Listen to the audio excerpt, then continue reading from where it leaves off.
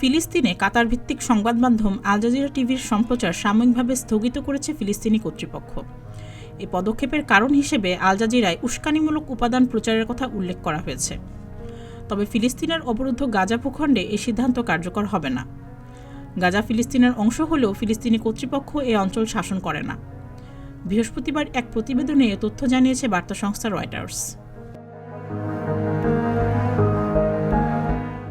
ফিলিস্তিনি বার্তা সংস্থা ওয়াফা বুধবার জানায়, কাতারের এই টিভি নেটওয়ার্কের উস্কানিমূলক উপাদান প্রচারের কারণে ফিলিস্তিনি কর্তৃপক্ষ সাময়িকভাবে আল জাজিরা টেলিভিশনের সম্প্রচার সহ ভূখণ্ডে তাদের কার্যক্রম বন্ধ করে দিয়েছে। সংস্থাটি আরও জানিয়েছে, ফিলিস্তিনি কর্তৃপক্ষের সংস্কৃতি, স্বরাষ্ট্র এবং যোগাযোগ মন্ত্রীরা যৌথভাবে আল জাজিরা বন্ধের এই সিদ্ধান্ত নিয়েছেন, কারণ তাদের দাবি কাতার ভিত্তিক এই চ্যানেলের সম্প্রচারের উপাদান প্রতারণামূলক এবং বিবাদকে বাড়িয়ে দিচ্ছে। এদিকে আল জাজিরা বন্ধের এই আদেশে বলা হয়েছে যে সিদ্ধান্তটি সাময়িক, কিন্তু অস্থায়ী এই আদেশ কবে শেষ হবে সেই তারিখ নির্দিষ্ট করে জানানো হয়নি। এ বিষয়ে আল জাজিরার সঙ্গে যোগাযোগ করেছে ফ্রান্সের বার্তা সংস্থা এএফপি। আল জাজিরা নিশ্চিত করেছে তারা বুধবার রামাল্লায় তাদের কার্যালয় বন্ধ রাখার একটি নির্দেশনা পেয়েছে। তবে ফিলিস্তিনি কর্তৃপক্ষের এ পদক্ষেপ নিয়ে এখন পর্যন্ত আল জাজিরার পক্ষ থেকে কোনো প্রতিক্রিয়া জানানো হয়নি। এদিকে আল জাজিরা বন্ধ করার সিদ্ধান্তের নিন্দা জানিয়েছে ফিলিস্তিনের স্বাধীনতাকামী সশস্ত্র সংগঠন হামাস।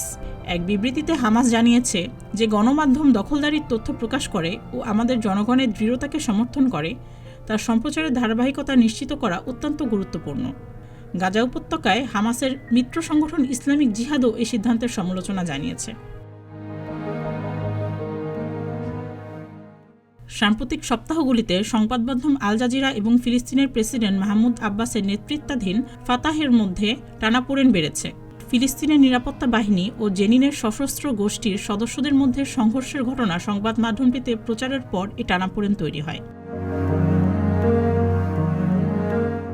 গত ডিসেম্বরের শেষ দিকে আল জাজিরা এই বলে ফাতাহের নিন্দা জানিয়েছিল যে অধিকৃত পশ্চিম তীরের কিছু এলাকায় সংগঠনটি তাদের বিরুদ্ধে উস্কানিমূলক প্রচারণা চালিয়েছে।